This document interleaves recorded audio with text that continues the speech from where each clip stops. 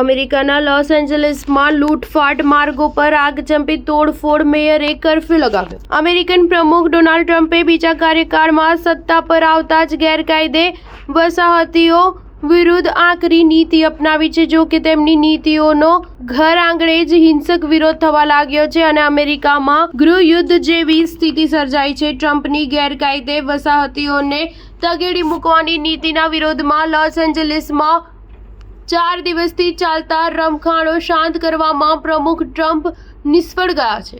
દેખાવકારોને ડામવા માટે તેમણે કેલિફોર્નિયાના ગવર્નરની મંજૂરી વિના જ સૈન્ય મોકલતા દેખાવો વધુ હિંસક બન્યા છે. અમેરિકામાં 1965 પછી પહેલી વખત પ્રમુખે ગવર્નરની મંજૂરી વિના શહેરમાં સૈન્ય મોકલતા સ્થિતિ વણસી છે.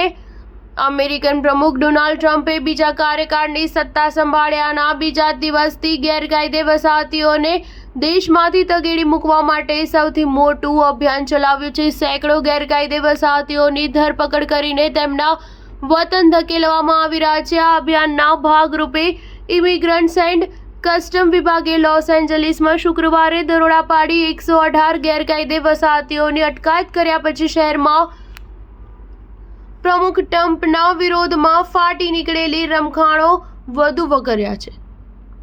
વિરોધ પ્રદર્શનને કારણે લોસ એન્જલિસના મેયર દ્વારા શહેરની મધ્યમાં કર્ફ્યુ લાદવામાં આવ્યો છે. મેયર કરેન બાસે કહ્યું, મેં સ્થાનિક કટોકટી જાહેર કરી છે અને લોસ એન્જલિસના ડાઉનટાઉનમાં તોડફોડ અને લૂંટફાટ અટકાવવા માટે કર્ફ્યુ જારી કર્યો છે.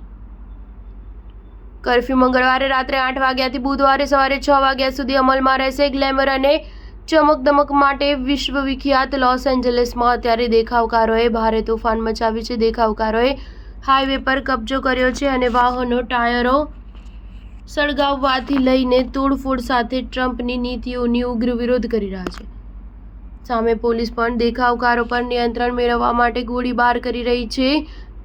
ડાઉનટાઉનથી પેરામાઉન્ટ અને કોમ્પટન સુધી જબરજસ્ત હિંસા થઈ રહી છે. સ્ટાર ન્યૂઝ 7 હંમેશા સચ્ચાઈની સાથે.